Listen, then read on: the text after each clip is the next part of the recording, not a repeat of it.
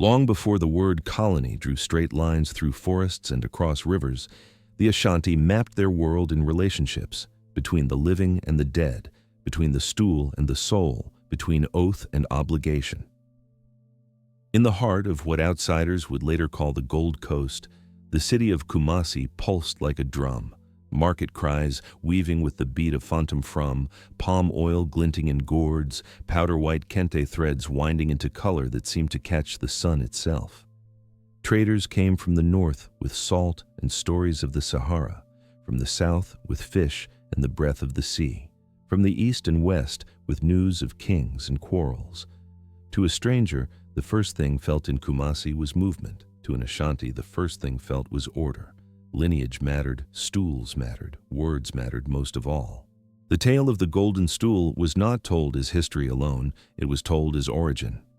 In that telling, the priest Okomfo Anokie, ally of Ose Tutu, called down from the heavens a stool that did not seat a man but a people.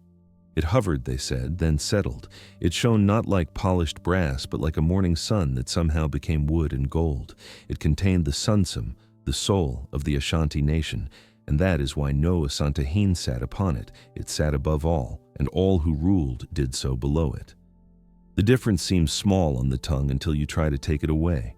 Then you understand the gap between sovereignty and possession. Power in the forest was woven rather than stacked.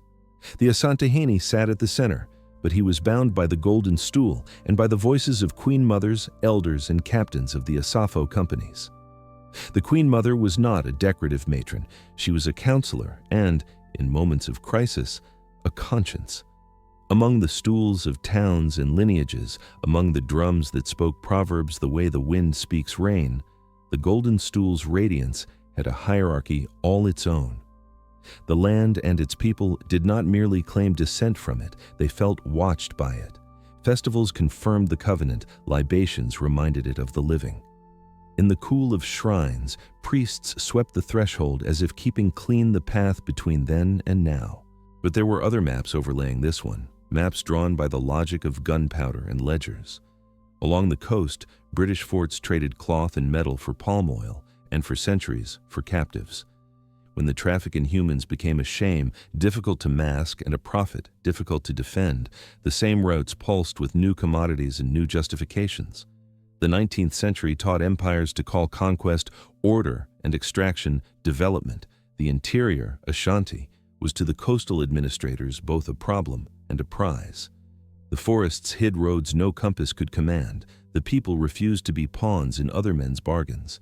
Yet gold glinted in riverbeds and rumors traveled faster than mules. The Ashanti knew the British as adversaries long before the Queen's portrait ever hung in a courtroom at Cape Coast. War had been the old dialogue, 1823, 1874, 1896, dates that were not numbers in a book but names of wounds. Kumasi had burned under British shells in 1874, the palace looted, gold objects tossed into boxes with the same indifference one uses to pack kitchenware. Each clash taught both sides something dreadful and familiar. The Ashanti learned that the empire's hand could reach far inland when it wished. The British learned that the forest did not fear them, it only confused them, and confusion made men cautious.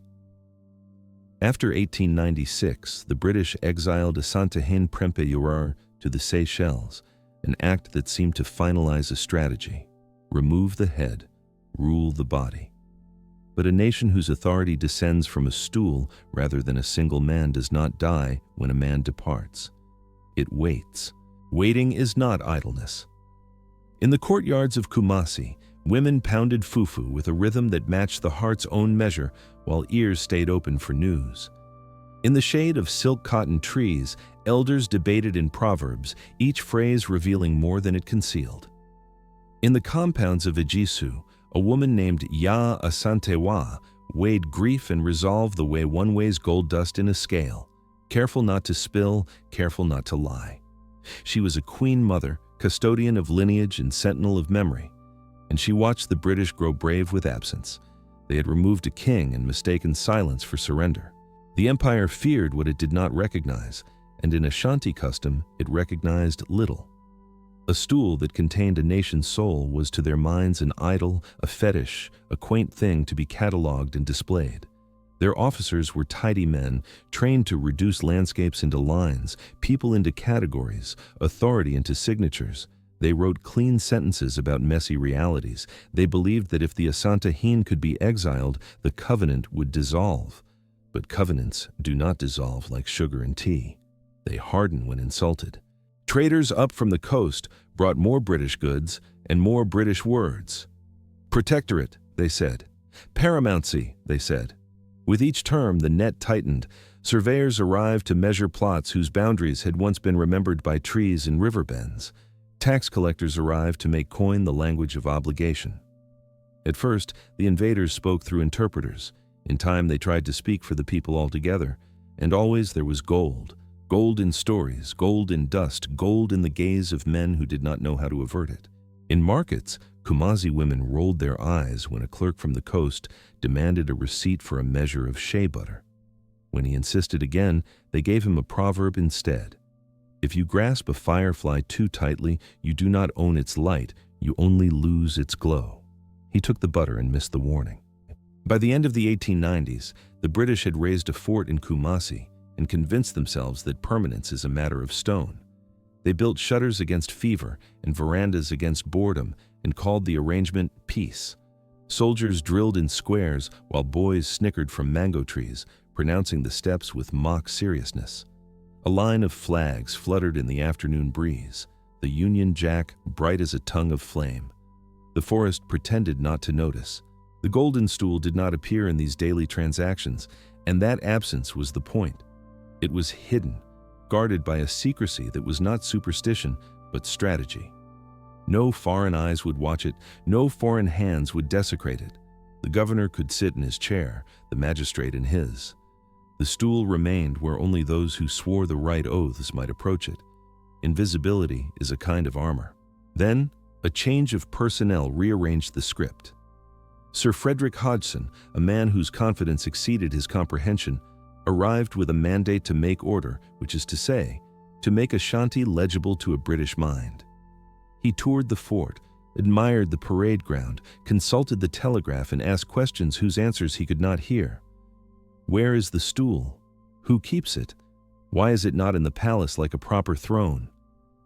He was told stories, and he mistook them for excuses. If history is a river, there are places where it narrows into rapids, and others where it widens into the calm that fools travelers into carelessness. In 1900, the river narrowed. Rumors blew through Kumasi like harmattan dust. The governor would speak to the chiefs. The governor would make demands. The governor would say the unsayable. Scribes straightened their papers. Drummers tuned their skins. The queen mothers exchanged glances that meant more than paragraphs. Yaa Asantewaa rose before dawn that day, numb to the chill that seeped through mud walls, alert to a silence that belongs only to the hour before a verdict. In her courtyard, a calabash rested beside a stool whose wood bore the shine of generations of touch. She looked at the younger women, hands roughened by work and hope, and measured their faces for fear. Fear was there, but beneath it something steadier. She nodded.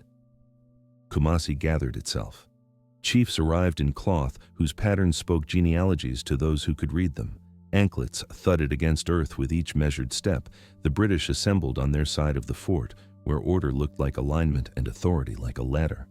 The courtyard filled without noise, until noise would have been an insult. Hodgson cleared his throat.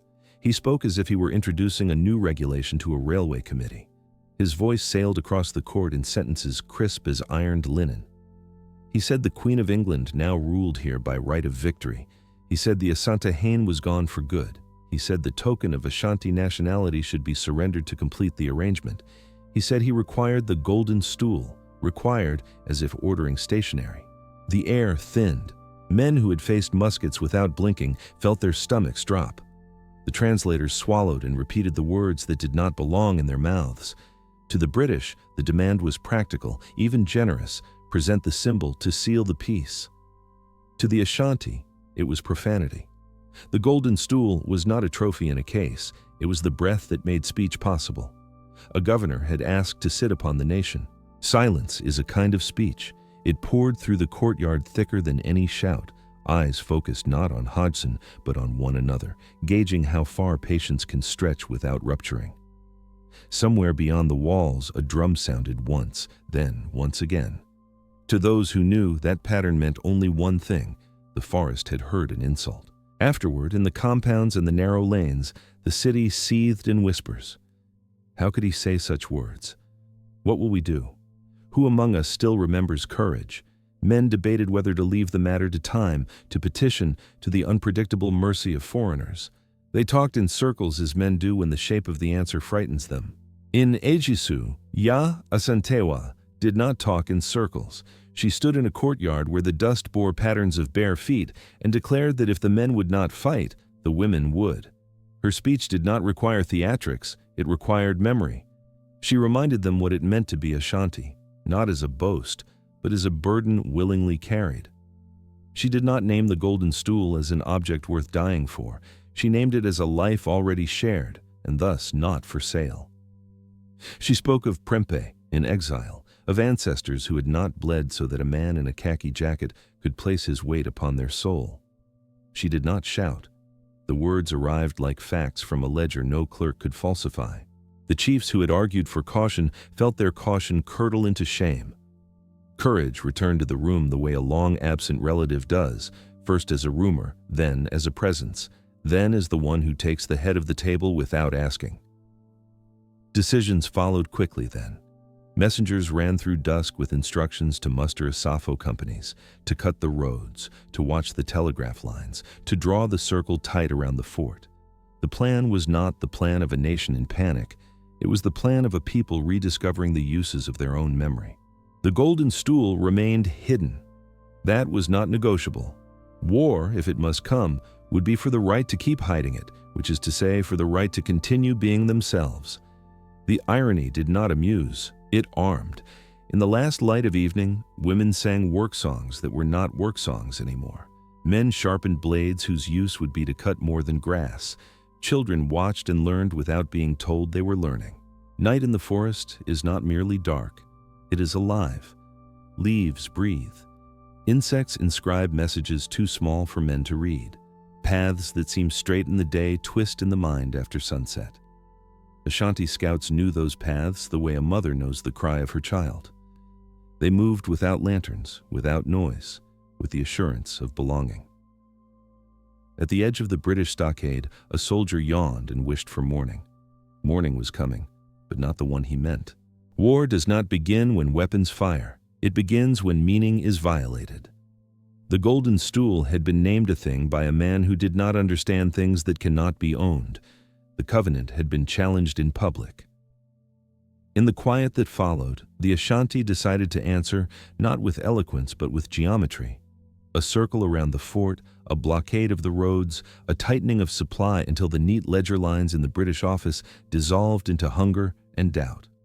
And at the center of that geometry stood a Queen Mother, whose authority had not been granted by a proclamation, but confirmed by a people who recognized their own spine in her voice. By dawn, the plan had already grown roots. The fort's gates opened to a world that had rearranged itself while the British slept. Drums spoke across distances, signals old as the kingdom, new as the day. Telegraph wires still hummed for the moment, but the forest had decided to teach metal the limits of its reach. Yaa Asantewaa sat on a stool that was not golden and gave instructions that did not feel like orders so much as acknowledgments of what had to be done. She was not a general in the European sense. She was the memory of the nation made visible, and that memory had slipped off the page into the present. The river narrowed. The rapid ahead could no longer be avoided, and somewhere in the hush before the first shot, a thought settled like a hand upon a shoulder. The British would learn what they should have known before they spoke, that a stool can be made of wood and still weigh more than an empire. When the morning mist rose over Kumasi, it brought with it the smell of iron, smoke, and unease. The British soldiers, men from Lancashire and Sierra Leone regiments drilled into habit, stirred beneath mosquito nets, unaware that the forest already watched them. They believed they occupied a conquered town. But conquest is not a line on a map, it is a pulse, and in 1900 that pulse had begun to quicken again. Governor Sir Frederick Hodgson stood on the veranda of the fort, looking across a sea of green. To his mind, the Ashanti were finished, subdued by prior expeditions and the exile of their king. What remained, he thought, was the civilizing mission: roads, schools, and the rule of law. Yet even as he wrote letters home about progress, his words rested atop soil that refused to forget. Every inch of that red earth remembered fire. The empire had long approached Africa with two tools: survey and sermon. The survey measured land, the sermon justified taking it. When the British annexed Ashanti territory in 1896, they did not imagine that beneath the silence of the villages lay something deeper than fear: waiting. They mistook quiet for submission because they could not hear what was being said in the forests. In the humid air, the empire's routines marched on. Soldiers polished rifles, clerks filed reports, and missionaries rang bells to gather converts. But the British were blind to the eyes in the tree line, the watchers who counted every step and whispered the rhythm of the occupiers' drills back to their own fighters. The forest itself became an intelligence network, a living archive of footsteps and gunfire, of arrogance and opportunity. The British strategy for control was simple: isolate the chiefs, erase the stool, rewrite the covenant. Every kingdom they absorbed, they reduced to a district. Every queen mother they ignored, they replaced with a native agent. They called this progress. The empire, after all, always needed maps more than it needed understanding. But where empire saw geography, the Ashanti saw history. The Golden Stool was not lost, it was hidden. And so long as it remained unseen, Ashanti sovereignty remained unbroken, no matter what the papers in London said. When Hodgson demanded the stool, he did not only offend religion, he unmade diplomacy. His words rippled through the region like thunder. Messengers ran from Kumasi to Ejisu to Bekwai to Dwaban, carrying not orders but outrage. By nightfall, Asafo captains convened under silk cotton trees, swearing oaths that no foreigner would sit where the ancestors watched. The British dismissed the rumors of uprising. To them, rebellion was something loud and visible. But the Ashanti understood that war begins in whispers. Women went to markets and spoke in riddles. Blacksmiths forged more machetes than hoes. Hunters who once tracked elephants now mapped enemy positions. The forest had turned against the empire. The empire's blindness. Colonial officers, most of them veterans of other African campaigns, believed they understood native warfare. They had faced Zulu spears and Sudanese rifles. But the Ashanti offered no fixed battle, no open field. Their fight was not to win by numbers, it was to make the empire exhaust itself in the jungle. At British headquarters, telegrams buzzed along wires like anxious insects. Kumasi reported disturbances, then ambushes, then silence. The last message before the lines were cut read, "Encircled, supplies low, awaiting relief." The empire's pride bristled. In London, newspapers printed phrases like savage revolt and treachery in the tropics. The governors along the West African coast promised swift punishment. Steamers prepared to sail with troops, and the Royal West African Frontier Force began assembling at the coast. The British Empire, vast, industrial, confident, was about to fight a people who measured time by seasons and strategy by patience. In Kumasi, Governor Hodgson and his wife slept behind sandbags. By night, drums pulsed beyond the tree line, a rhythm without melody, steady as a heartbeat. To those who listened long enough, the message was clear. We remember. The next morning, the first shot was fired. A patrol moving westward toward Bekwai vanished into the mist. When reinforcements arrived, they found only footprints, scattered cartridge shells, and the trail of something dragged away. The Ashanti did not need to defeat the British. They only needed to unmake their sense of safety. The siege tightens. In the following days, the circle closed. Telegraph wires were cut, food convoys ambushed, wells poisoned. The British fort became both refuge and prison. Inside, nearly 600 soldiers, civilians, and African auxiliaries huddled behind walls of clay and timber. Outside, 12,000 Ashanti fighters, men and women, moved through the undergrowth like smoke. The fort's cannons were useless. There was no visible target. The forest swallowed bullets, then spat back silence. When the British tried to send runners, the runners never returned.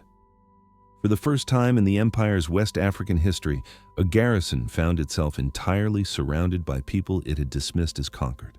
Yaa Asantewaa directed operations from her base at Ejisu. She was no figurehead. Messengers came and went, carrying her words in folded leaves and carved symbols. "Cut the roads," she ordered. "Spare no man who carries their letters."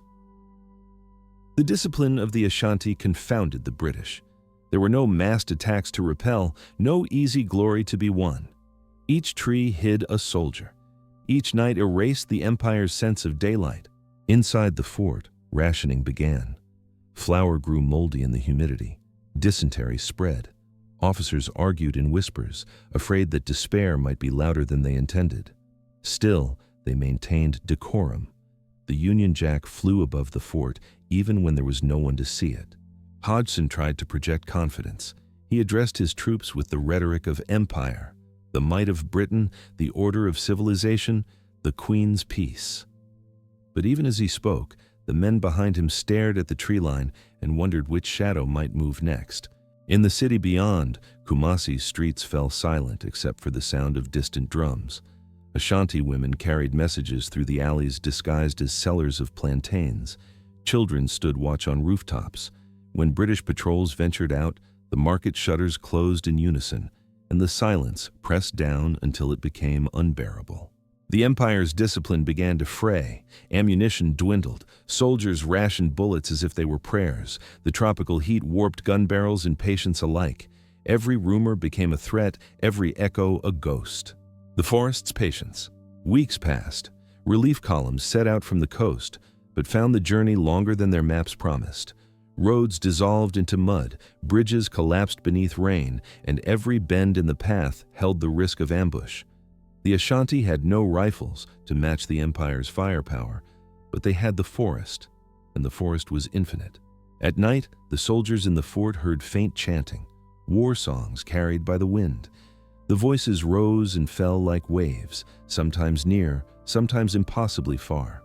They did not know that these were the songs of mourning and defiance, sung to ancestors who had not been forgotten. Inside, Hodgson began burning papers, records, reports, inventories, so that none would fall into enemy hands. The smoke drifted out through the cracks in the fort's ceiling, blending with the mist that hung over Kumasi each dawn. From the hills, Ashanti scouts saw it and smiled. The siege of Kumasi lasted nearly 2 months. 2 months of heat, disease, hunger, and the slow realization that empire was not invincible. When the relief column finally arrived, tattered, feverish, bleeding from the forest's embrace, they found the defenders half dead and the town around them in ruins. But the Ashanti had achieved what no one expected.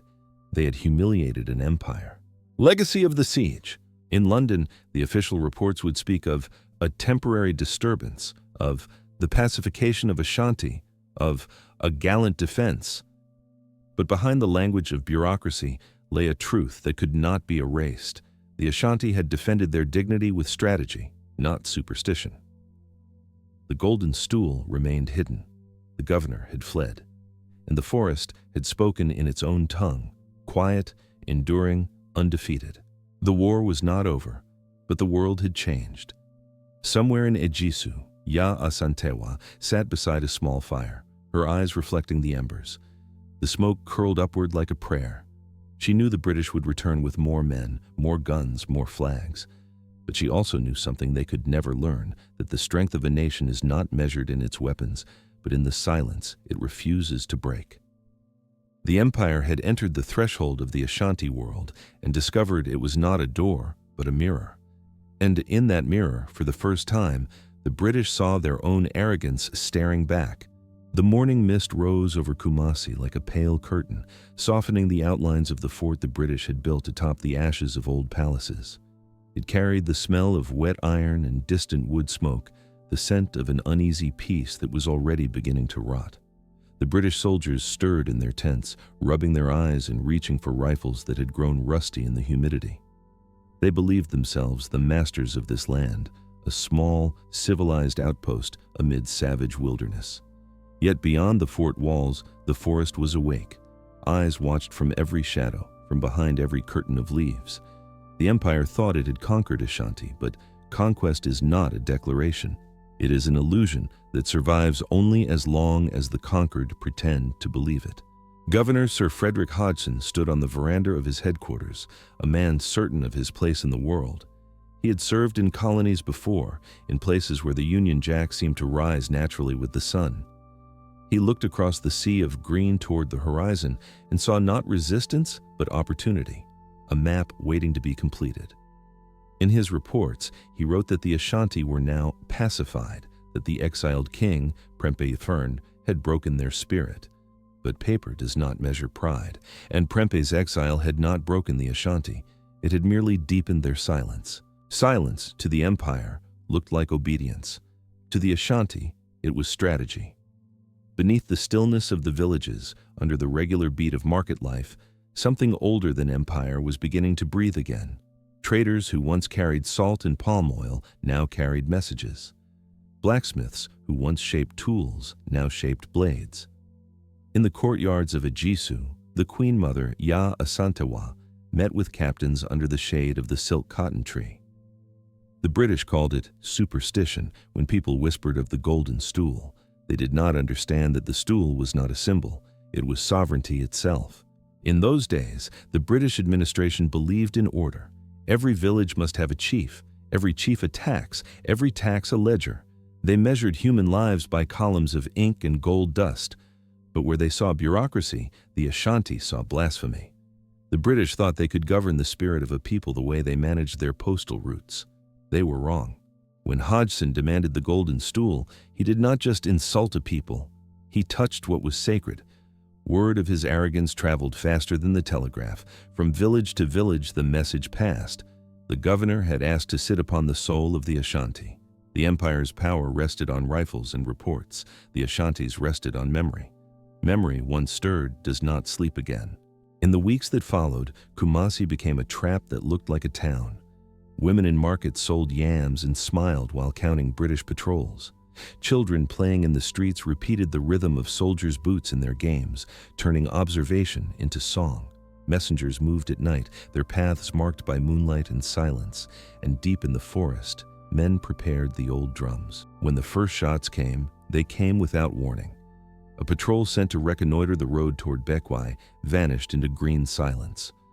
When reinforcements arrived, they found only footprints, empty cartridges, and a few scraps of uniform cloth tangled in vines. The forest had taken its first meal. Within days, telegraph lines went dead. Roads that had once carried British convoys dissolved into mud under sudden unnatural rains. The empire, so proud of its discipline, found itself surrounded by an enemy it could neither see nor name. The fort became a tomb of waiting. Inside its clay walls, 600 men, women, and children lived on rations of moldy flour and swamp water. The heat grew unbearable. Mosquitoes buzzed in swarms thick enough to blur lamplight. Officers wrote letters home they would never send. The Union Jack still flew above the fort, tattered and sun-bleached, a fragile boast in a sky that no longer cared. At night, drums answered one another from hill to hill. The sound carried across the valleys like thunder chasing itself through the trees. To the British, it was noise. To the Ashanti, it was speech. Each rhythm carried a message, how many soldiers were inside, how many days they had held out, when the next ambush should fall. The empire's telegraph wires had been cut, but the forest had its own lines of communication, older and surer. The siege was not chaos, it was geometry. The Ashanti drew an invisible circle around Kumasi and tightened it day by day. Food convoys vanished, scouts never returned. The British, who had measured the distance between towns in miles, now measured it in deaths. Every path that led outward bent back into danger. Every sound from the forest seemed to breathe the same unspoken question. Who are you now, without your empire? Inside, morale crumbled. Dysentery spread faster than orders. Ammunition ran low. The governor, still clinging to his dignity, paced the veranda with his revolver drawn and his confidence gone. He spoke of relief columns that would come from the coast, but the officers no longer believed him. The forest, it seemed, swallowed promises as easily as it swallowed men. Beyond the siege lines, Yaa Asantewaa moved like a shadow between strongholds, her white headcloth bright against the dark green of the forest.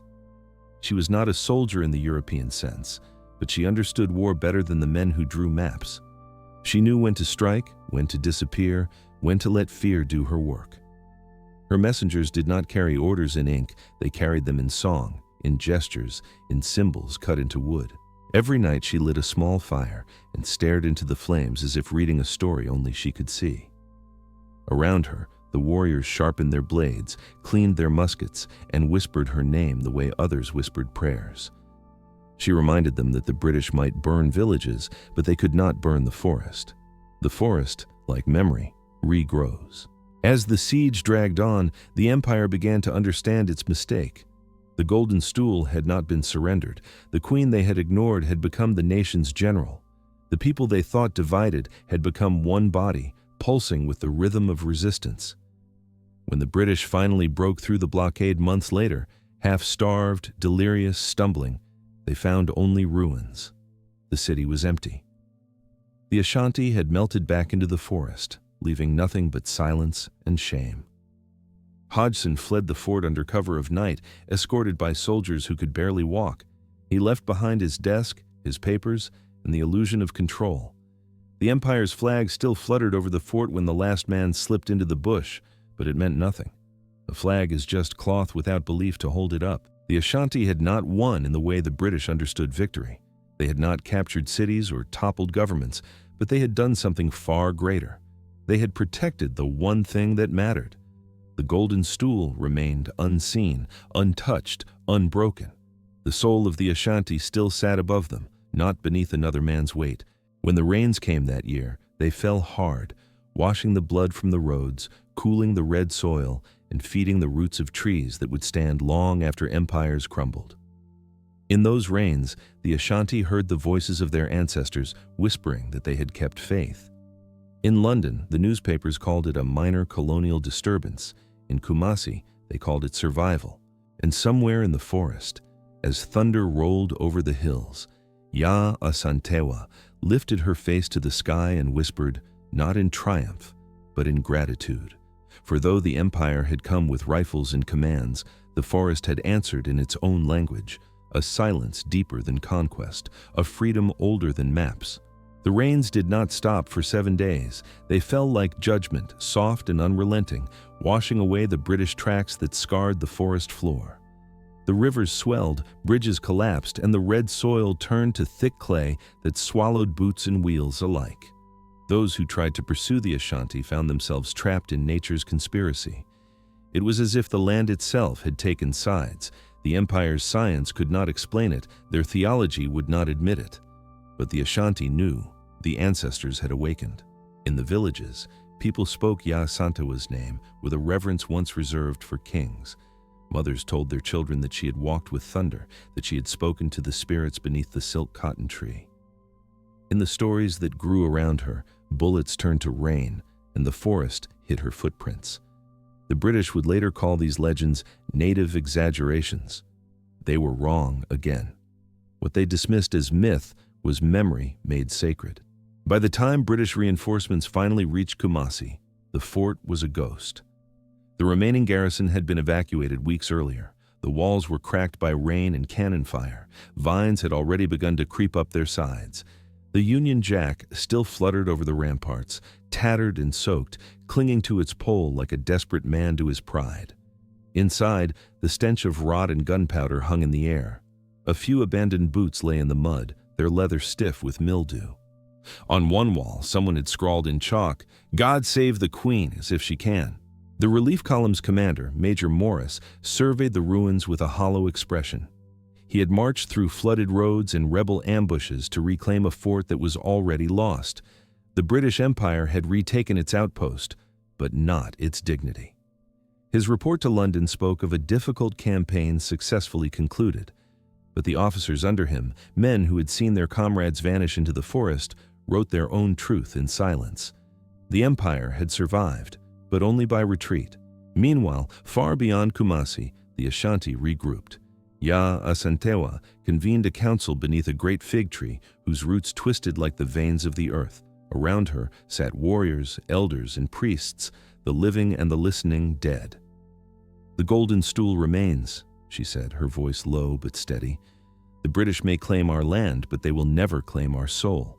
Let them keep their forts. We will keep our children." The men bowed their heads, not in submission, but in recognition. Leadership had found a new face, not a king upon a throne, but a queen mother in the mud. The rebellion could not last forever. The empire's reach was long and its vengeance patient. Within months, the British sent new regiments from Sierra Leone and Nigeria, black soldiers under white officers. They came not as liberators, but as instruments of empire against their own continent. The irony was bitter. Men who had once tasted chains now carried rifles for the crown. To the British, it was proof of progress. To the Ashanti, it was a reminder that slavery changes its shape, but never its shadow. The empire advanced carefully this time, cutting roads through the forest, burning villages that offered shelter, seizing food stores. They offered amnesty to those who surrendered and punishment to those who did not. Slowly, inevitably, resistance fractured. Some chiefs bent the knee, exhausted by famine and fear. Others fought on in small bands, ghosts among trees, unwilling to let the fire die. Yaa Asantewaa was captured in March 1901 after weeks of pursuit. When they brought her to Kumasi in chains, the soldiers expected to see defeat in her eyes. Instead, they saw calm. Her hands, though bound, did not tremble. She looked upon the fort that had once held her enemies and smiled faintly, as if amused that the empire thought stone could hold spirit. "You will take me," she said to the interpreter, "but you will not take the stool." The British exiled her to the Seychelles, far across the ocean, believing that distance would erase her influence. But distance, like empire, is an illusion. From that small island, Yaa Asantewaa became legend. Her name crossed the waters faster than any ship. The children of Ashanti grew up hearing her story in whispers, how a woman had defied the might of an empire, how the Golden Stool had remained untouched. In the Seychelles, she watched the sea every morning. The horizon shimmered like a promise never fulfilled. She grew older, her body frail, but her mind sharp as the edge of a blade. The guards who watched her began to fear her stillness more than her defiance. They said she spoke to the wind, that she gave orders to spirits. They were not wrong. She did not need an army. She had memory, and memory outlives men with guns. Back in Ghana, the British expanded their administration, built railroads, opened schools, and called it progress. They told themselves that the Ashanti were now civilized.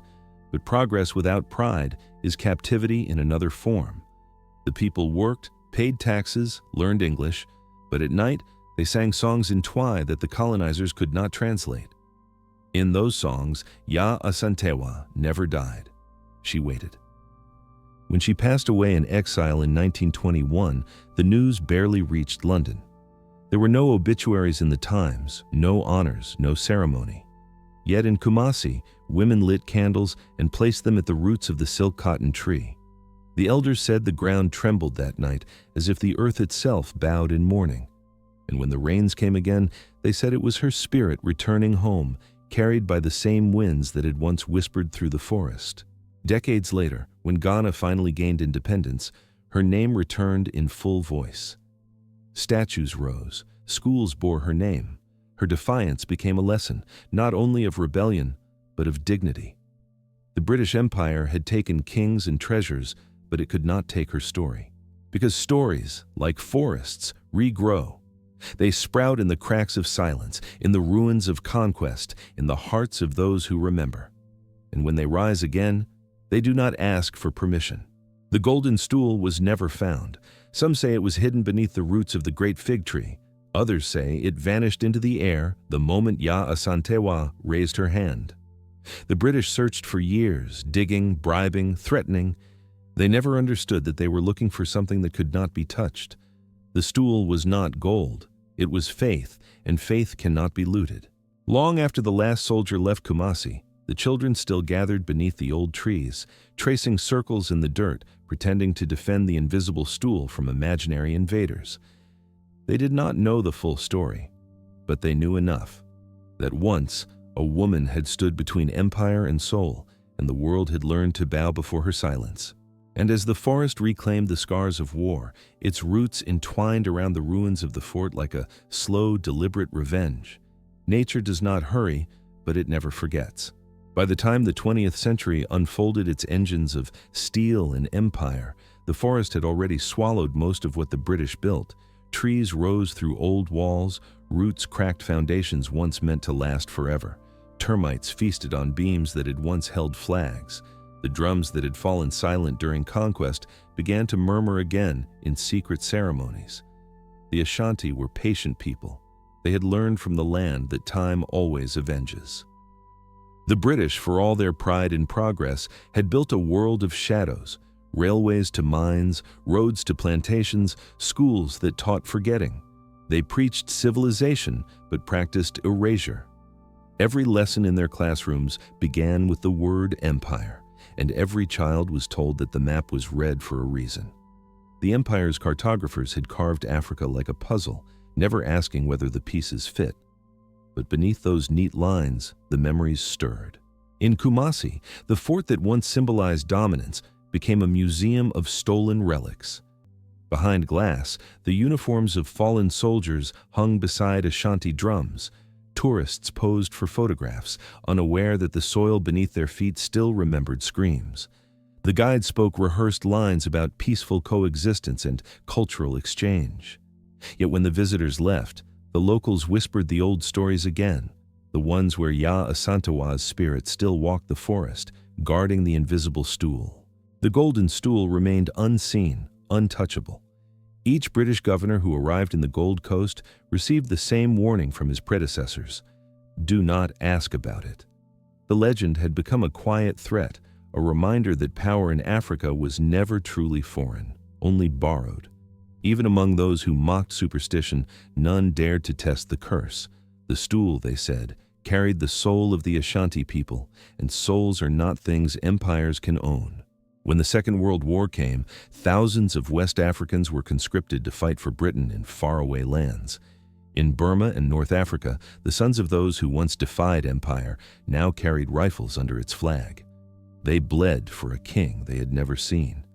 Yet, when the war ended, they returned to find their homeland still ruled, their fields still taxed, their pride still rationed.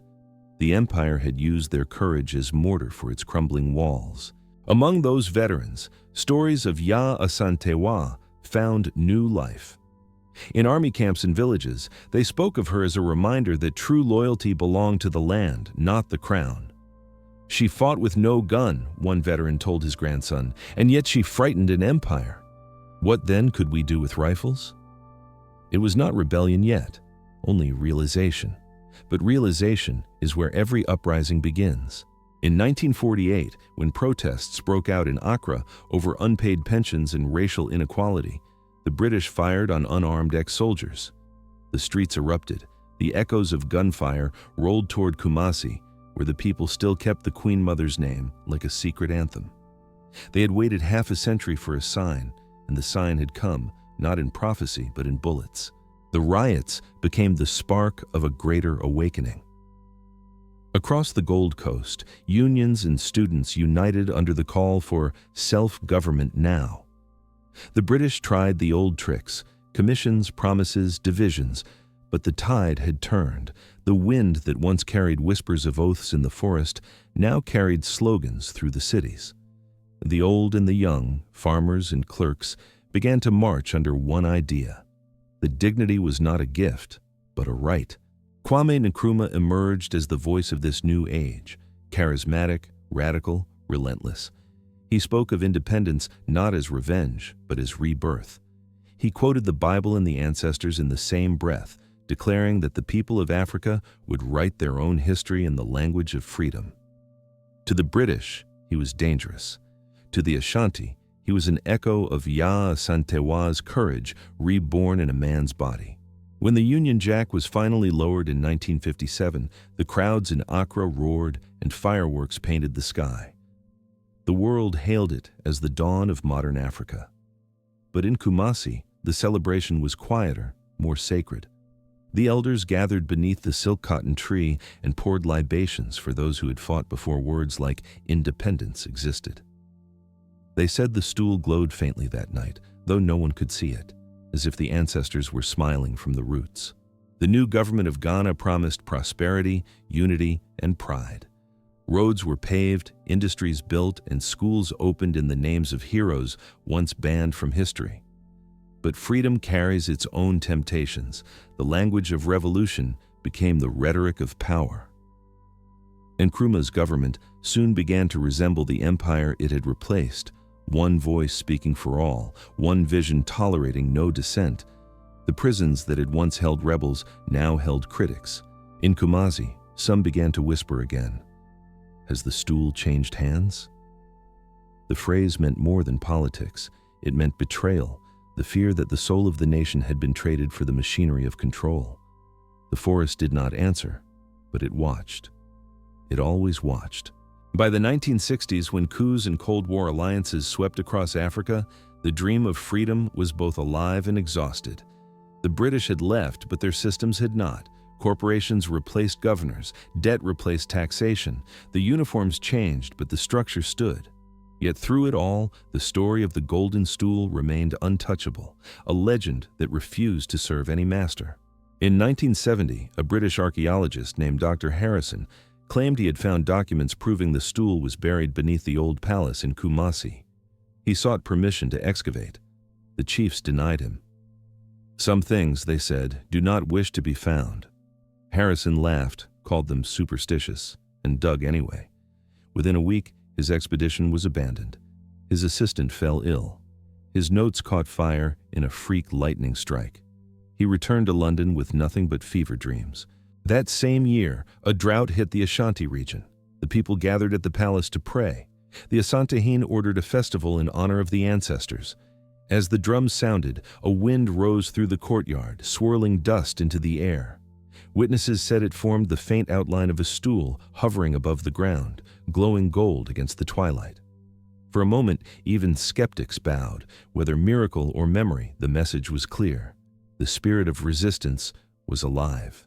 And so, as decades turned to centuries, the story endured, not in books, but in the pulse of a people who refused to forget. The British Empire had crumbled into history, its colonies renamed and its glory rusted. But the Ashanti remained, their dignity uncolonized, their legend untamed. Today, in the markets of Kumasi, artisans carve miniature golden stools and sell them to tourists. They smile as foreigners ask, "Is this what it really looked like?" The carvers nod, take the coins, and say nothing. Because the truth is not for sale. At night, when the lights of the city fade and the forest begins to breathe again, the elders still gather beneath the fig tree. They tell the young ones that freedom is not a flag or a document. It is a memory kept alive through struggle and song. The British took everything, one says, except the right to remember. And when the fire burns low and the crickets begin their chorus, someone always whispers the same final line, the one that binds the story across generations. The stool still stands. Generations passed, and Ghana grew into the rhythm of its own contradictions: pride and poverty, memory and amnesia, freedom and fatigue. The children who once sat at their grandmother's feet hearing the story of Yaa Asantewaa now studied in English-speaking classrooms, reciting European history as if it were their own. They learned of kings and queens from faraway islands, of world wars and parliaments, but not of the woman who had stood before cannon fire with nothing but courage and conviction. History, as taught by the victors, became a second colonization, quiet, polite, efficient. The British left textbooks behind, and in them they rewrote the memory of rebellion as disturbance, of defiance as insurrection, of Yaa Asantewaa as a tribal queen who resisted modernization. The students repeated these words for exams, unaware that every answer was a small betrayal. The forest still whispered, but fewer could hear. Yet not all memory sleeps. In the 1980s, a young teacher in Kumasi named Kwaku Agyeman began to collect oral histories from elders. He carried a tape recorder, walking from village to village, asking old women what they remembered. They spoke of gunfire, of rain, of a woman whose eyes shone brighter than the torches she carried. Some wept as they spoke, others laughed, the kind of laughter that comes only from defying death and remembering victory even in loss. When Kwaku published his findings, few paid attention. The government had other concerns: coups, inflation, international debt. But slowly, his work found its way into classrooms.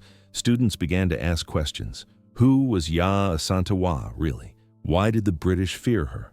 And why had her name disappeared from their history books? The questions spread faster than the answers. In the capital, Accra, young artists began painting murals of her face on concrete walls, not as a saint or a symbol, but as a woman of fierce, imperfect humanity. One showed her with a rifle slung over her shoulder and a defiant smile beneath storm clouds.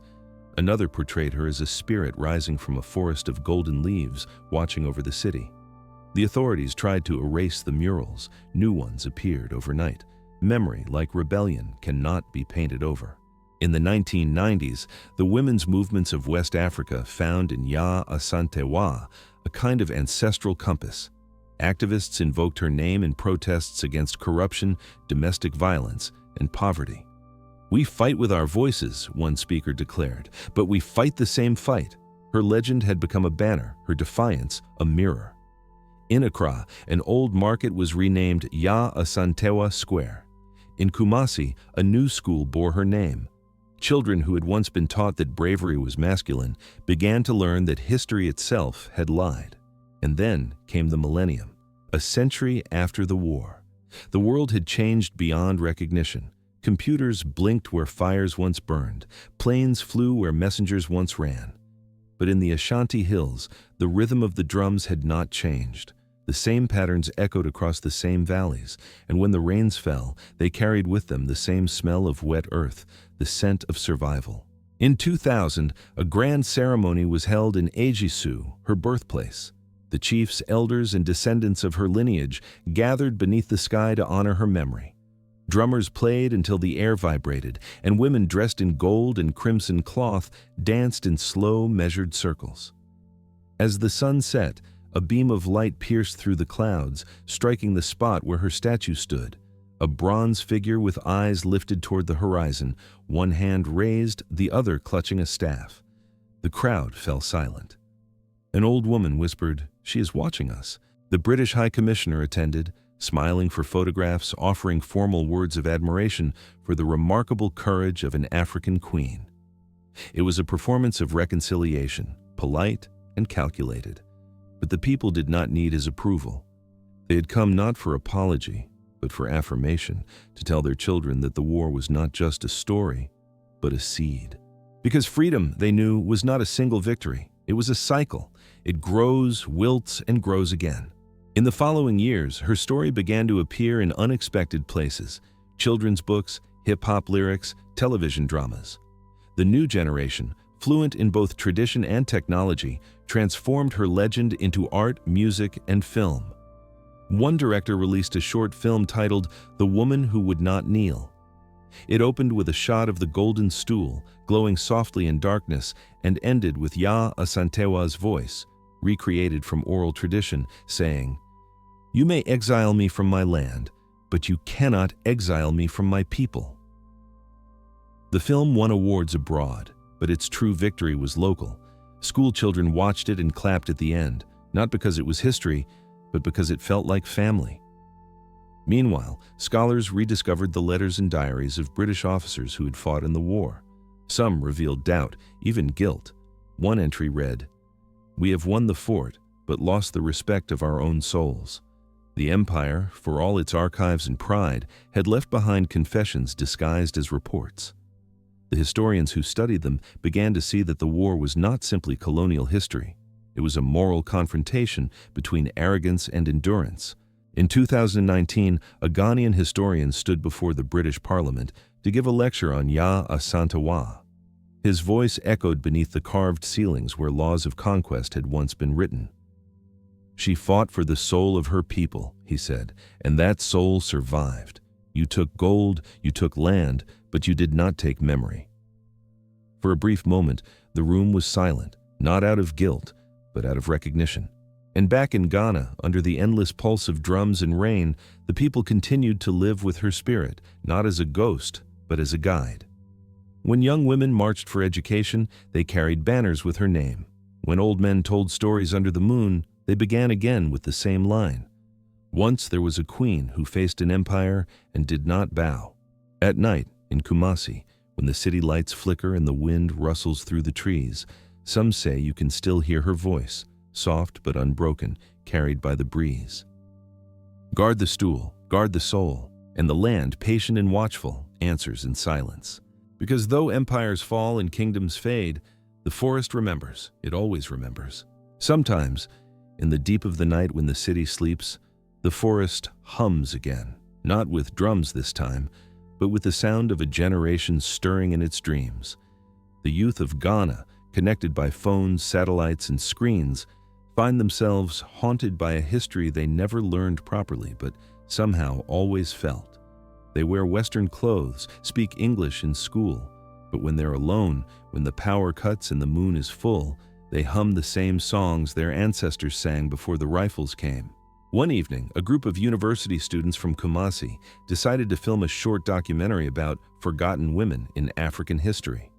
They expected to find only names on old plaques. Instead, they found voices. An elder from Ejisu told them of a time when Yaa Asantewa's shadow fell across the whole Ashanti kingdom like a protective wing. She wasn't just a warrior, he said. She was our reminder that the stool doesn't belong to the strongest, but to the bravest.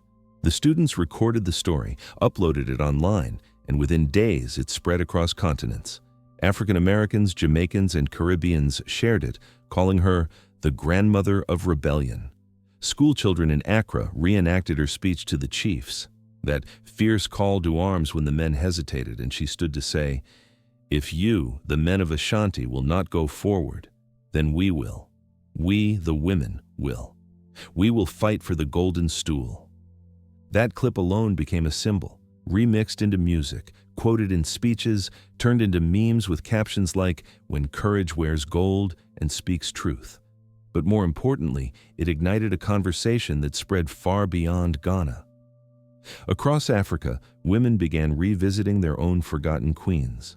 Amina of Zazzau, Nahanda of Zimbabwe, Rana Valona of Madagascar, tracing the lineage of defiance that history had buried. The BBC ran a segment titled "The Warrior Queen Who Fought the Empire." For the first time, her portrait, no longer a British caricature, but a Ghanaian rendering of dignity and fire, flashed on screens around the world. School curriculums in Ghana quietly changed. Children now read her name alongside Nkrumah's, Mandela's, and Lumumba's.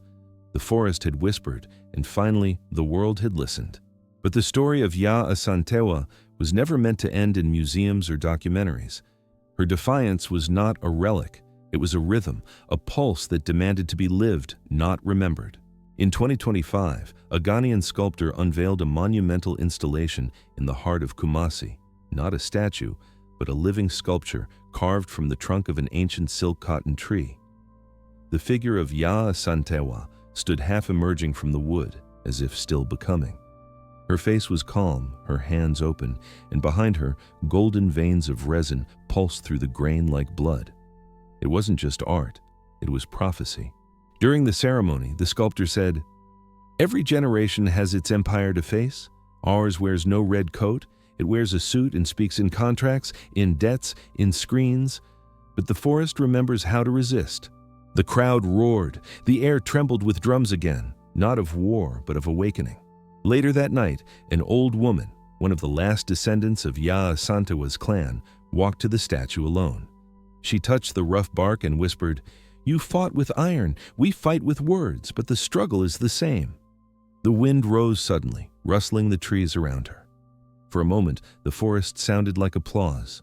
And somewhere, perhaps beyond time, the spirit of Yaa Asantewaa stood among her ancestors, watching her people reclaim their story. She did not smile. She did not need to. Her silence was enough. It was the silence of mountains, of rivers, of women who have already said everything that needed saying. The Golden Stool, still unseen, remains the heartbeat of a nation. It is said that if it were ever lifted by unworthy hands, it would turn to dust. But maybe it has never been hidden at all. Maybe it sits quietly in the heart of every Ghanaian who still believes that freedom without dignity is just another chain. And so, the story circles back to where it began, not in war, not in exile, but in memory. The same forest that once hid rebels now shelters children laughing on their way to school.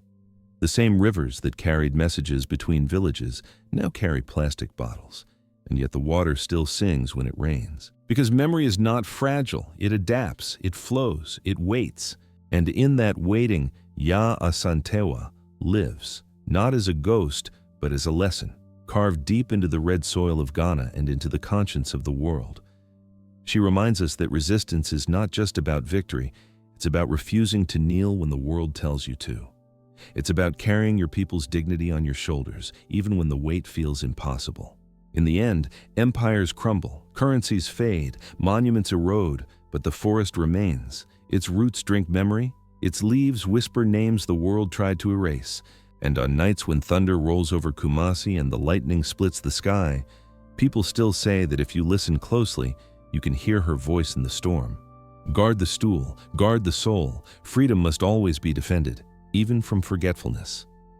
And then, as the thunder fades into silence, the rain falls again, gentle, endless, cleansing, as if the land itself were bowing in remembrance.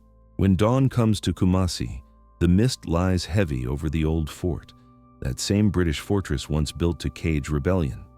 Now it stands half museum, half mausoleum, its cannons rusted and its flagpoles bare. Schoolchildren file through its corridors on field trips, guided by young curators who speak in voices too bright for the weight of the place. They point to the walls and say, "Here the British kept our chiefs. Here they planned the war. Here they took Yaa Asantewaa." The children listen politely, scribbling notes for homework. But when they step outside and the sunlight hits their faces, something changes. The air feels older than the lessons they've just heard, thick with what can't be written down. Outside, the courtyard is full of small stalls selling wooden stools, bracelets, and dolls carved in the image of the Queen Mother. Tourists buy them as souvenirs. But the carvers know they're not selling wood, they're selling memory in miniature. One old man with a single cloudy eye says to a visitor, "The stool you buy will not sit quietly. It will remind you who you are." The tourist smiles, not understanding. The man smiles back, understanding enough for both of them. Every few years, when the rains come too hard or the economy breaks too easily, people begin to speak of her again. Her story always returns when things fall apart. Politicians invoke her name at rallies, musicians weave her words into lyrics. But the truest homage happens far from microphones. It happens in kitchens, where mothers tell their daughters not to let the world decide their worth. It happens in the markets, when women bargain without apology, standing their ground the way she once did. In 2030, a Ghanaian filmmaker releases The Golden War, a sweeping stylized retelling of the 1900 uprising. It premieres in Accra and then travels the world: Cannes, Toronto, London. The critics call it myth reborn, but for the Ghanaians who watch it, it feels like something else entirely: a reckoning. The film ends with an image of the Golden Stool floating above a sea of red soil as a woman's voice whispers, "You cannot bury fire." The audience weeps not for the past, but for how much of it still burns. The next day, journalists ask the director why she made the film. She replies, "Because my grandmother told me that the forest remembers. I wanted to make the world remember too." Her words travel further than the movie itself. Across Africa, new movements rise, artists, historians, and educators determined to reclaim stories buried under empire's dust.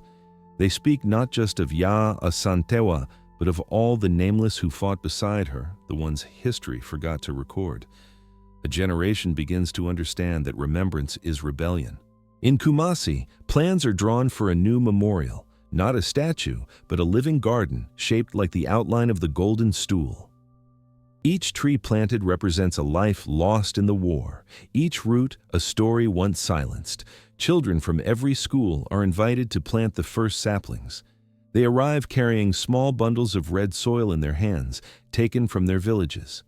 Together, they fill the ground until the garden becomes a patchwork of memory. the land itself pieced back together by the descendants of those who fought. As the years pass, the forest and the city merge. The vines creep over concrete. Birds return to sing where factories once roared. Tourists visiting the memorial hear wind moving through the trees and think it's just wind. The locals know better. They call it Yaa, the Earth Mother breathing again. And somewhere in that garden, beneath the canopy of gold and green, the outline of a stool slowly takes shape in the shadows, not carved, not built, but grown. At night, security guards patrolling the grounds say they sometimes see a woman walking there. She moves without sound, her outline flickering in the fog. When they call out, she vanishes, leaving only the faint scent of rain and smoke. Some say it's just imagination. Others bring offerings, a small stool carved from ash wood, a calabash of water, a single white cloth tied to a branch. No one speaks of it too loudly. In Ghana, some stories are not to be explained. They are to be kept alive. Because the forest does not care for monuments or politics. It cares for balance, and balance demands memory. And so, under the quiet watch of stars, Yaa Asantewaa's legacy continues, not as marble or myth, but as movement. A whisper that becomes a song that becomes a call that becomes courage. The British Empire exists now only in books, its former colonies turned into nations that carry their own contradictions. Yet somewhere, in every place that flag once flew, there are stories like hers, of people who refused to kneel, who held on to something sacred even when the world called it foolish. In the end, the empire's maps have faded. The forest's map has not. Because no matter how much the world changes, one truth remains carved into the soil of Ashanti land, written in the language of thunder and leaves. The stool still stands, and as long as it stands, the soul of the people will not bow. Years pass. The world moves faster now. Glass towers rise where trees once stood, and the rhythm of drums is replaced by the hum of traffic and the glow of phones. Kumasi, the old heart of the Ashanti kingdom, has become a city of contradictions, ancient shrines shadowed by billboards, markets selling both yams and smartphones, elders speaking Twi while their grandchildren answer in English. Yet beneath the noise, something older still breathes. One morning, a power outage sweeps across the city. The screens go dark, and for the first time in years, silence takes hold.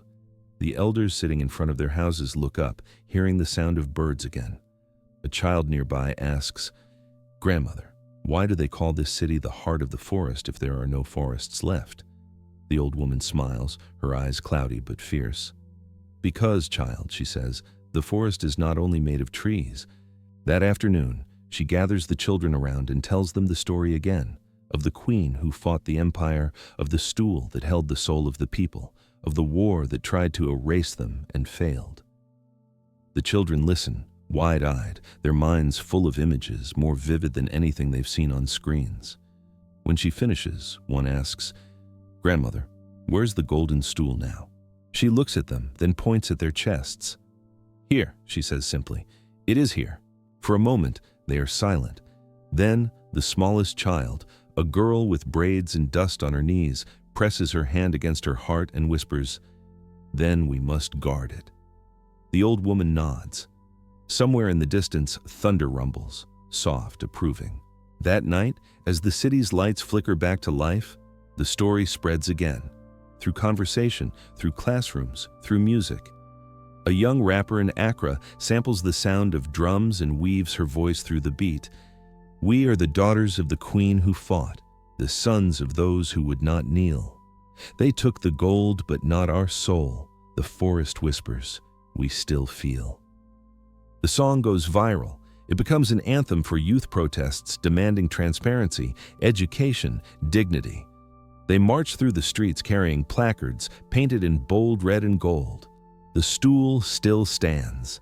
The government, uncomfortable, tries to suppress the marches. They call it disorder. But history, as always, finds its rhythm again. The students do not stop. They march barefoot, like their ancestors through the forest, their chants rolling like thunder down the streets of Kumasi, Accra, and Cape Coast. The spirit of Yaa Asantewaa walks with them, unseen, unbroken, undeniable. A photo goes viral, a teenage girl standing before a line of riot police, her head held high, her arm raised in defiance. Around her neck hangs a small golden charm shaped like a stool. The caption reads simply, "Guard the soul." The image circles the world. News outlets call it the new Ashanti rebellion. But for those who know, it's not rebellion, it's remembrance. Months later, the protests fade. Reforms come slowly, unevenly, but something deeper has shifted. The children grow into adults who carry their history like armor, not like weight. Schools add new lessons about Yaa Asantewaa, about women's resistance, about the hidden rebellions across Africa.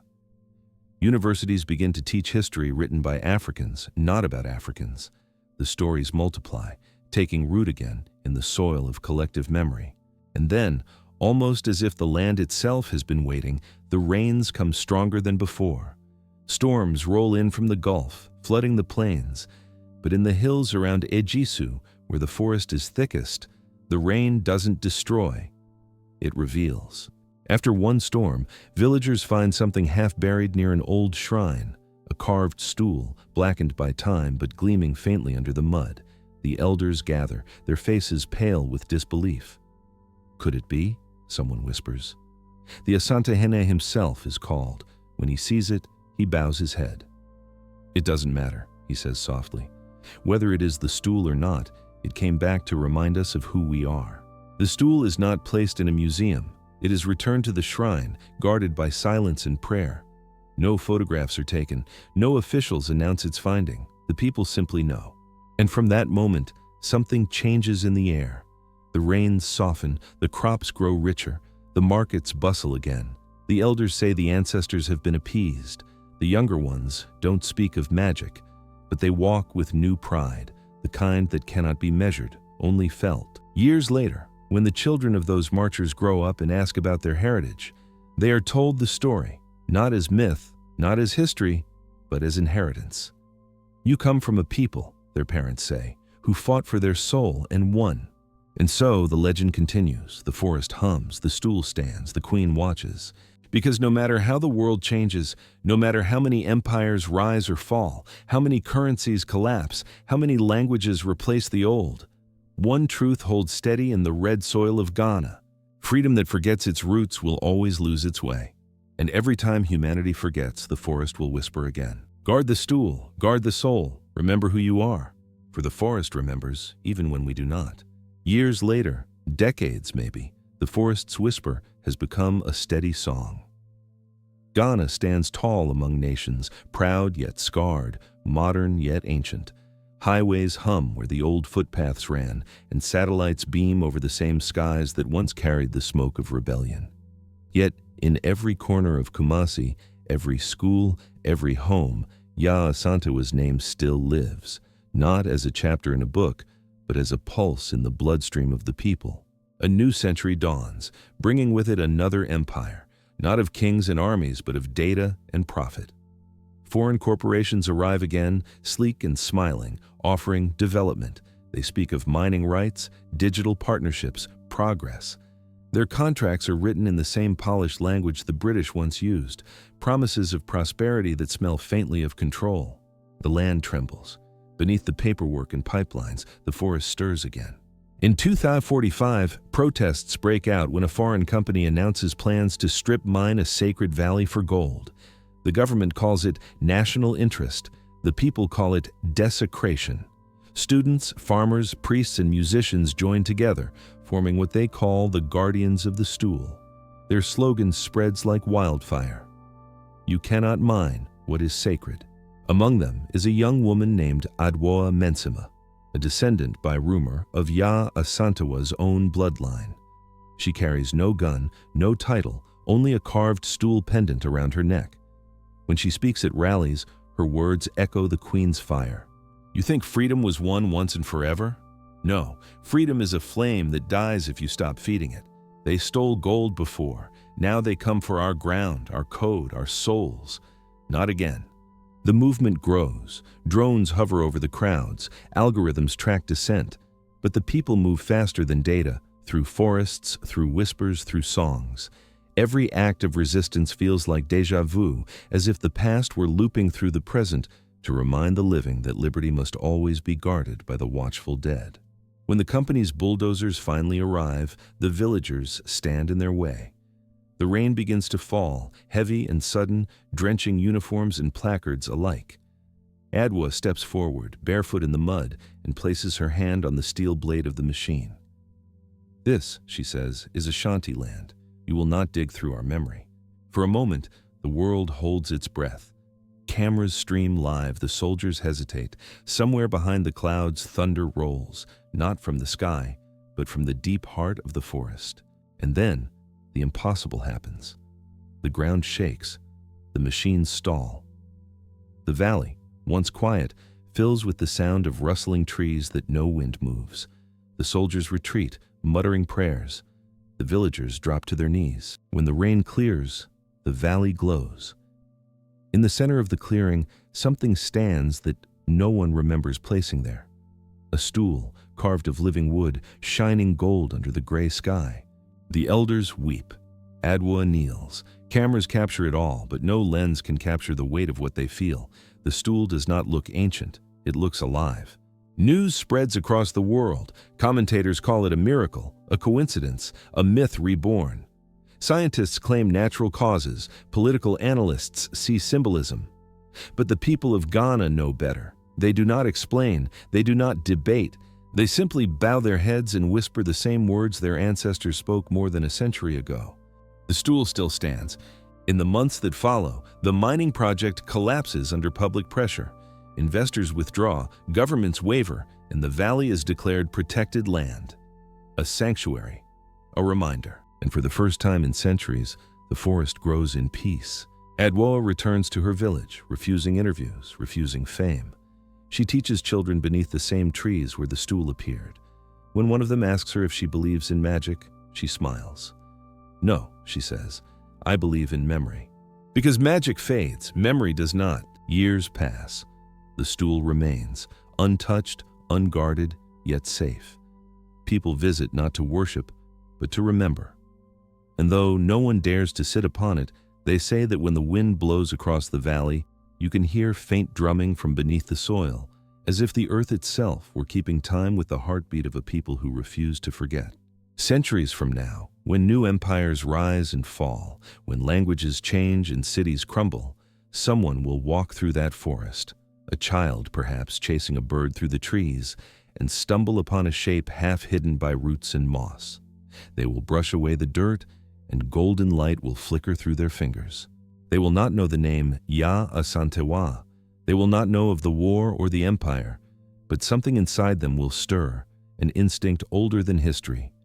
They will straighten their back, lift their chin, and feel what every Ashanti has always known. Freedom is not a gift, it is a guardianship. And the forest will sigh, patient, eternal, as another soul learns the oldest lesson written into the red soil of Ghana. Guard the stool, guard the soul. The forest remembers, always. At night, when the valley sleeps, the air hums softly, not with insects or wind, but with memory itself.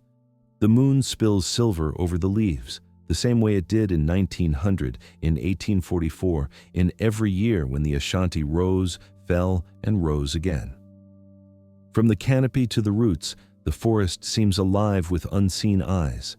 If you listen closely, you might hear voices layered over time, the women of Ejisu chanting oaths, the sound of muskets echoing against the hills, the defiant cry of Yaa Asantewaa.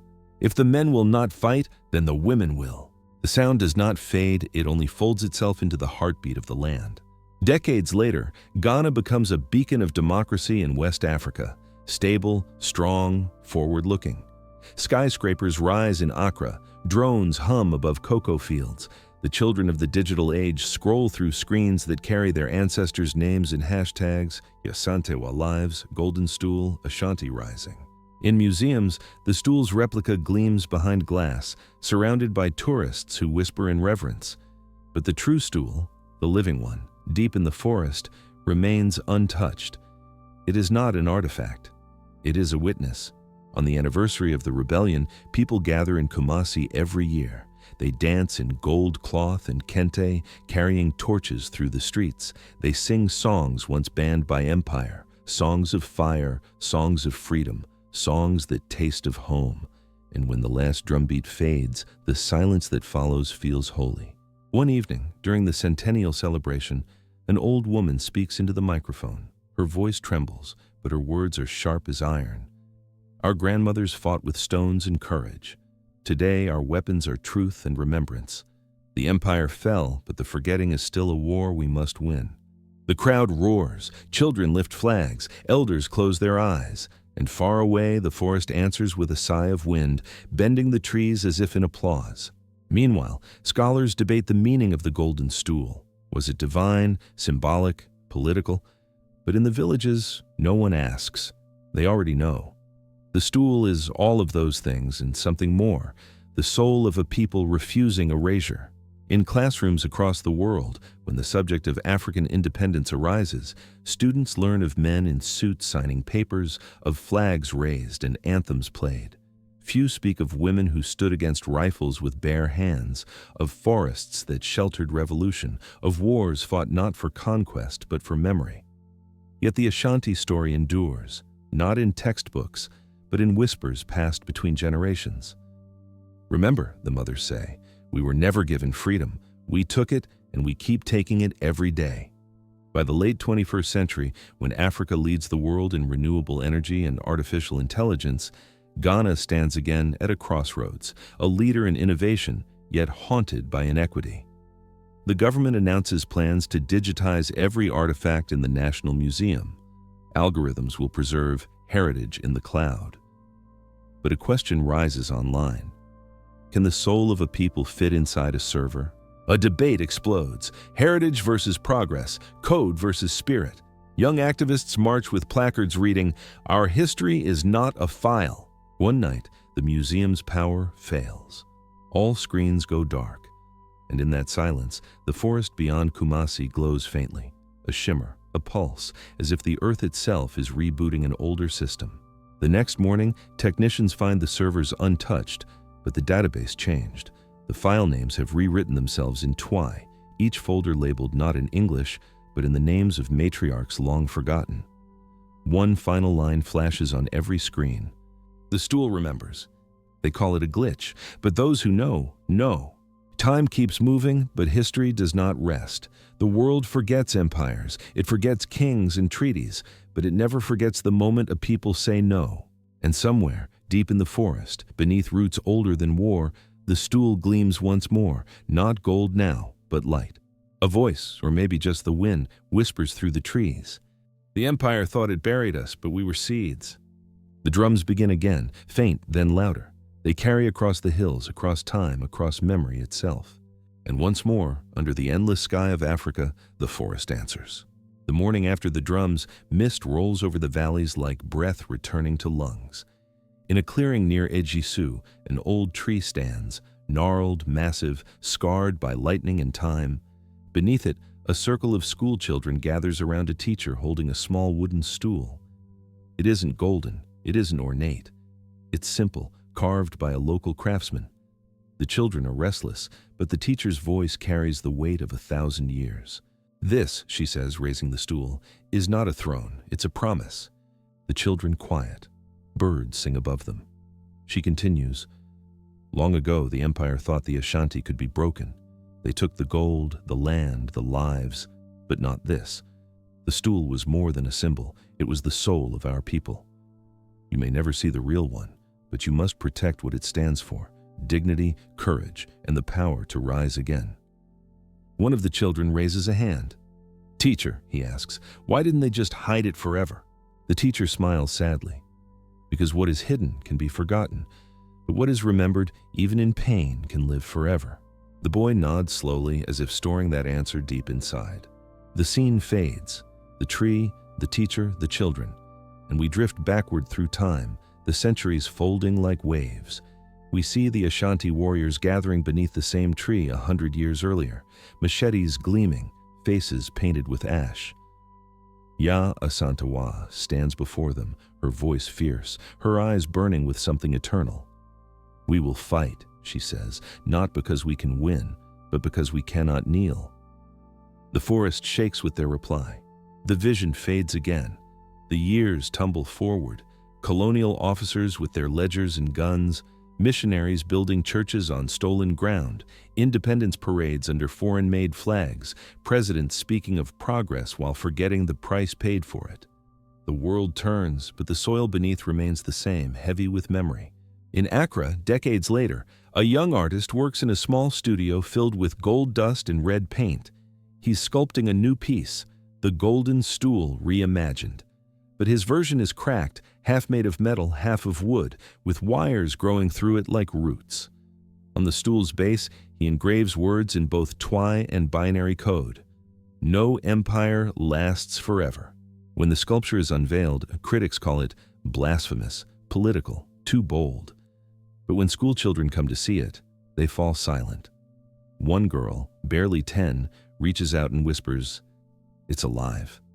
The artist smiles. He knows she's right. Later that night, in his empty studio, he lights a candle and places it beside the stool. The flame flickers, reflected in the cracks, turning them into rivers of gold.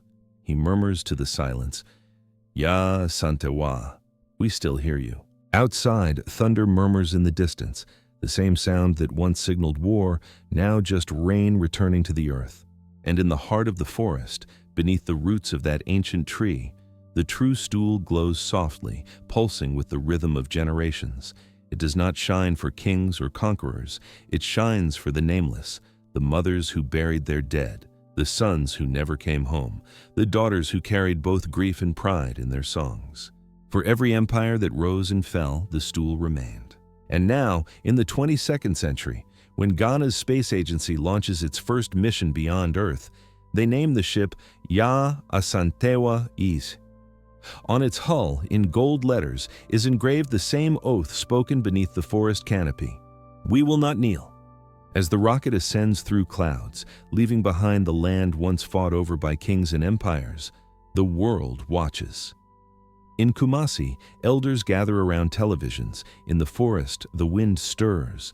The stool glows brighter, as if proud. From the ashes of war to the stars above, the story completes its circle. Freedom, it turns out, was never a gift from the empire. It was a song, sung by a woman who refused to bow, and still echoes even here, in the silence between the stars. In orbit, the Earth turns beneath the spacecraft, a swirl of blues and greens, clouds like breath across the skin of the planet. The astronauts inside, Yaa Asantewaa. I float in silence for a moment, watching the homeland shrink into light. Among them is a young Ghanaian woman named Adwoa Mensah, the mission's cultural historian. She carries with her a small relic, a fragment of wood darkened by time, carved in the shape of a stool leg. It isn't gold, it isn't sacred, but its story is. When the mission enters deep space, Adwoa begins recording a message for transmission back to Earth. Her voice is calm, but carries a kind of wonder. "We left the ground that gave us everything, the soil that remembers every battle, every prayer, every promise. Yaa Asantewaa fought so we would never kneel, not to kings, not to fear, not to gravity. This is for her." Outside the viewport, the sun flares against the ship's hull, gold against blackness. For a moment, it looks like a flame, or perhaps a crown. As the recording continues, the screen splits, half showing Adwoa in orbit, half showing life back home. Children running through Accra's new solar cities, farmers guiding drones over emerald fields, women in bright kente fabric laughing beneath murals of Yaa Asantewaa, holding her musket like a lightning rod. A narration overlays it all, soft but unwavering. History is not buried. It travels, through blood, through stories, through light. The empire ended, but the spirit of defiance became our gravity. The camera pans slowly across the forest, still alive, still whispering. The old tree stands taller than before. At its base, the stool gleams faintly as moonlight touches it. Fireflies move in patterns that almost seem intentional, forming lines, curves, letters. For a heartbeat, the phrase "we remember" glows in the air, then fades. In the nearby town, a ceremony unfolds. Elders pour libation, palm wine onto the earth, and recite names: Yaa Asantewaa, Prempe Fai, the nameless warriors, the mothers, the fallen. The libation sizzles on the ground, steam rising like spirits set free. The oldest woman there looks up at the stars and whispers, "We see you, child of the stool. Carry our fire beyond the sky." Back in orbit, Asantewaa opens the ship's small observation port. She releases the carved stool fragment into space. It drifts slowly, turning in the sunlight, glowing like a heartbeat. A piece of earth floating in infinity. She murmurs, "Our ancestors looked up and saw gods. We look up and see ourselves." Down on Earth, radio telescopes in Kumasi receive the ship's final transmission. The signal carries no words, only a sound, faint drumming. 3 beats, a pause, then 3 more. Over and over. Scientists call it interference. Historians call it memory. When the mission ends and the crew returns, Asantewaa steps onto the runway barefoot, feeling the soil beneath her toes. The press asks her what space felt like. She answers simply, "Like home, but endless." In the months that follow, the world rediscovers Ghana's story, not as a footnote, but as foundation. Schools in Europe replace portraits of kings with murals of Yaa Asantewaa. In the United States, activists quote her words in movements for justice. Across Africa, artists paint her face beside the words, "We do not kneel." And so, the stool's legacy shifts again. No longer a relic, no longer even just a symbol, but an idea. The idea that resistance, once awakened, never truly sleeps. Years pass. The forests regrow thicker, wilder. Cities hum with neon and song. The line between past and future blurs until every moment feels alive with history's breath. And somewhere, deep within the heart of Ghana, a child sits beneath the great tree, sketching in the dirt. She draws a stool, a woman with fire in her eyes, a rocket rising into the stars. When her father asks what she's drawing, she says without looking up, "The day the earth learned to stand again." The wind shifts, the drums begin, faint but certain. The forest remembers, the stars listen, and freedom, that most fragile, most enduring flame, keeps burning. The drums echo into dawn, steady, ancient, patient, blending with the hum of modern life. In Kumasi, the city wakes to light spilling between steel towers and palm trees. The morning air smells of diesel and wet earth. Vendors shout, taxis honk, church bells ring, and somewhere deep within the noise, a woman hums an old war song. She doesn't remember where she learned it, maybe her grandmother's voice, maybe the forest's, but it follows her as she walks to the market. The same rhythm flows through the streets like blood through veins. It's in the radio jingle of a cocoa company, in the ringtone of a student's phone, in the heartbeat of the people. A rhythm older than empire, older than language. At the University of Ghana, a new department has just opened, the School of Memory and Liberation Studies. On the wall of its entrance, there's a mural that stretches from floor to ceiling. Yaa Asantewaa standing tall, one hand gripping her musket, the other raised toward a swirl of stars. Around her, images of the people, farmers, teachers, market women, children, painted as constellations. The caption beneath reads, "The stars we follow were once human." A professor named Kojo Mensah, Asantewaa's son, teaches the opening lecture. He stands before a hall filled with students from every corner of the world. Some wear headphones translating his words in real time. On the screen behind him glows an image of the Golden Stool. He begins not with history, but with a question. What does it mean to own your story? The students exchange glances, uncertain. Kojo continues, "For centuries, the world told Africa's story for us. They wrote our names, built our borders, and called it history. But today, we write back. We remember. We reclaim. Because memory," he pauses, "is rebellion that never dies." A murmur runs through the room. Cameras record. Somewhere in the front row, a young girl, bright eyes, hair braided with golden thread, raises her hand. "Sir," she asks, "do you think Yaa Asantewaa knew her story would reach us?" Kojo smiles faintly. "Maybe not in words," he says, "but she knew the rhythm, and the rhythm never stops." Outside, thunder rolls faintly. Not a storm, just the sky remembering its own voice. That evening, in the same forest where it all began, the elders gather again. The old tree still stands, now surrounded by solar lanterns strung between its branches. Children run between the roots, chasing holographic fireflies projected by small handheld devices. They laugh as one of the elders begins to drum. Slowly, the laughter fades into quiet. A hologram flickers to life in the clearing, a glowing image of Yaa Asantewaa, recreated from old photographs and oral descriptions.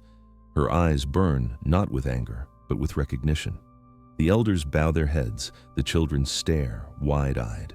The hologram speaks, her voice low and clear. "The stool was not gold," she says. "It was courage. It was us." Silence falls. The forest hums. Then one of the children steps forward, the same girl who drew the stool years ago. She lifts a small wooden carving from her satchel and places it on the ground before the hologram. "We didn't forget," she says softly. The hologram flickers, then bends down slightly as if looking straight at her. "Good," the voice replies. "Then we can rest." The image fades into sparks of light that rise like fireflies into the canopy. The drums resume, slow and steady, keeping time with the wind. Above, the stars shimmer, one brighter than the rest. Some say it's Yaa Asantewaa's star, the same one painted on the murals, the same one etched into spacecraft hulls, the same one children now trace in school books beside the words, "Freedom is a fire that learns to breathe." The camera pans upward, rising through branches, through the mist, through the night sky, until the earth becomes a distant sphere of blue and gold. A single voice, soft but firm, speaks over the darkness. "They came for our gold. They found our soul. And long after the empire turned to dust, we remained, unbroken, unbowed, and shining." The drums fade, the stars hold their silence, and deep in the heart of the forest, beneath the roots of time itself, the stool still gleams, the heartbeat of a nation that refused to kneel, still echoing, still alive, still remembering. Morning rises over Ghana like a quiet hymn. The mist drifts apart, unveiling the forest canopy in shimmering layers of gold and green. Somewhere, in that endless expanse of leaves, a woodpecker beats its rhythm against an old tree, the same rhythm as the drums that once called warriors to battle. Time has not erased the sound, it has only softened it, turned it into pulse, into breath. In the capital, Accra, the city moves with its own rhythm. The hum of traffic, the chatter of markets, the calls of street hawkers selling plantains and ground nuts. But under all of it runs a deeper pulse, unseen yet undeniable, like the echo of something ancient waking in concrete and steel. At Independence Square, a crowd gathers for the centenary of the Ashanti Rebellion. Soldiers march, flags rise, children in white uniforms recite the national pledge. But beyond the pomp, something quieter happens.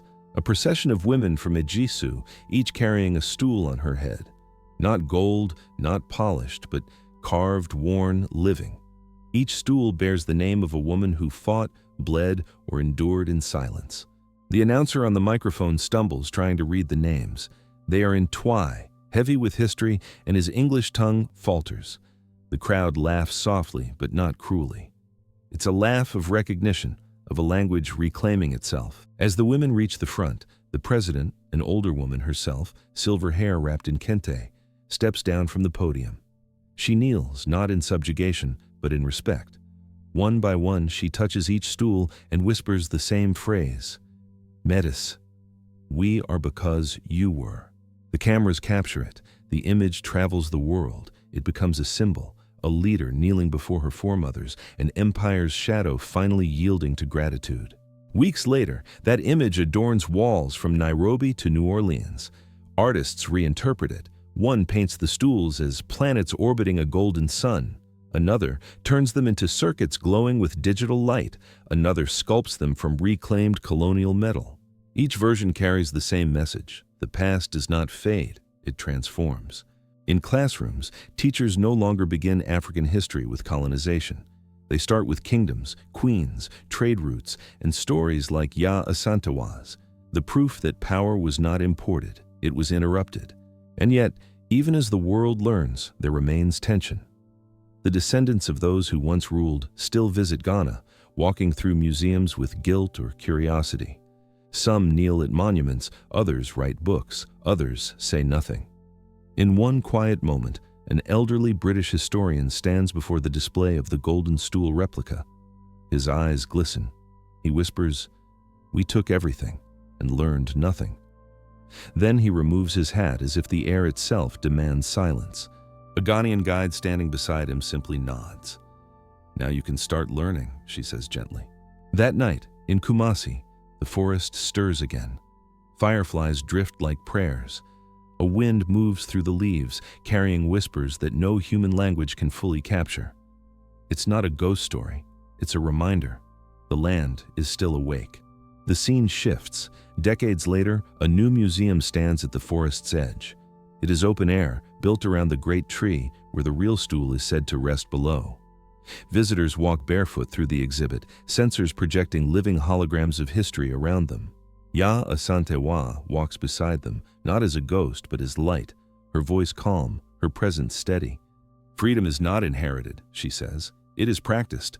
Every day you remember you fight again, not with weapons but with truth." A child stops in front of her projection and asks, "Are you real?" Yaa Asantewaa smiles, "Only if you keep me." The hologram flickers, the tree hums, a bird calls out, sharp and clear. In the control room, the museum's director, an old man with a scar on his cheek, wipes his eyes. He whispers to himself, "The stool remembers." Outside, the forest glows faintly under the moon, 1,000 years of struggle distilled into one steady light, not blinding, not fading, just constant. And far above, somewhere between stars and silence, the fragment of stool released into space by Adwoa's mission continues its slow orbit around the Earth. It catches the sunlight once every revolution, a golden flicker across the black, the last echo of rebellion turned eternal. In the end, the story of the Ashanti is not just a story of resistance, but of return. Not of vengeance, but of memory. Not of war, but of awakening. Because freedom, like the stool, was never about ownership. It was about endurance. The empire fell, the gold dulled. But the forest, the living, breathing archive of every name and every heartbeat, endures. And when the wind moves through its branches, it sounds even now like laughter, like defiance, like victory. The wind carries that laughter across the savannah, through the night markets and glowing cities, across the hills where satellite towers blink like new constellations. It travels through time itself, a current of breath linking past to future. And somewhere in that current, stories continue to bloom. In a small village near Techiman, a young woman named Amma works late in a dim room lit only by her tablet screen. She's a filmmaker, part historian, part dreamer, editing her latest documentary, The Forest That Fought Back. Her walls are plastered with old photos, sketches, transcripts of oral histories written in her grandmother's hand. On the desk beside her sits a miniature stool carved from black wood, gifted by her mother when she graduated. On her screen, the face of Yaa Asantewaa flickers, reconstructed from archival material, her voice reimagined by AI from old oral patterns. The technology may be new, but the intention is ancient, to listen to what was silenced. Amma adjusts her microphone and speaks softly for the narration track. "They told us our history was dust. We learned that dust remembers." Her voice trembles a little. She pauses the recording, rubs her eyes. Her grandmother's voice echoes in her mind. "Child, don't make a film about war. Make one about what survived it." She smiles, presses record again. "This is not a story of war. It is a story of endurance, of women who refused silence, of songs that refused to die, of a land that still whispers the names of those who dared to stand." Outside, thunder rolls, not the stormy kind, but distant, ceremonial, as if the sky itself is applauding. When the film premieres at Ghana's National Theatre, the crowd fills every seat. The lights dim. On screen, Amma's voice leads them through forests, battlefields, colonial ruins, and finally, into the present, classrooms, city squares, space stations, all carrying fragments of the Ashanti spirit. The audience is silent, then weeping, then standing. The applause is thunderous. Elders in gold cloth hold each other's hands. Students chant Yaa Asantewaa's name like a song. Afterward, journalists crowd around Amma. One asks, "What message do you hope the world takes from this?" She thinks for a moment, then says, "That resistance doesn't end when the war is over. It ends when we forget. So I made this to make forgetting impossible." That line becomes the film's tagline, shared across the world, to make forgetting impossible. Weeks later, in a classroom in London, a teacher screens the documentary. Her students, diverse, skeptical, curious, sit in stunned silence. One of them, a British Ghanaian boy, whispers, "Why didn't we learn this before?" The teacher exhales. "Because the Empire wrote the textbooks. But you," she says, pointing at him, "will write the next ones." He nods and something in his eyes changes. A flicker, a spark. The same spark that once burned in Yaa Asantewaa's. Across continents, the story spreads. Musicians sample Ama's narration into songs. Artists paint murals on skyscrapers. In New York, an exhibit called The Golden Stool, 300 Years of Defiance, opens to record-breaking crowds. The centerpiece isn't the stool itself, but a holographic flame shaped like it, glowing with digital gold.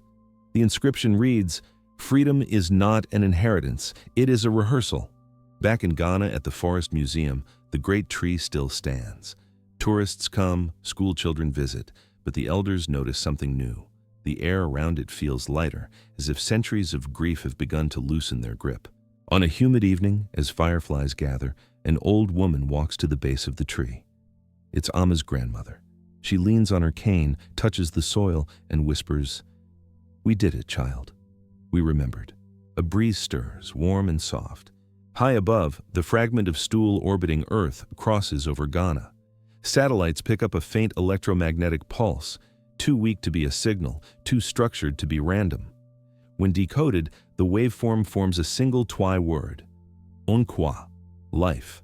Scientists argue about it for years. The public calls it the Yaa signal. And so the circle closes, from forest to fire, from rebellion to rebirth, from Earth to the stars and back again. The story of the Ashanti, of Yaa Asantewaa, of the Golden Stool, is no longer confined to books or statues. It lives in light, in code, in breath, in heartbeat. And as long as there is someone left to whisper her name, the stool will keep glowing, not with gold, but with the light of all who dared to stand.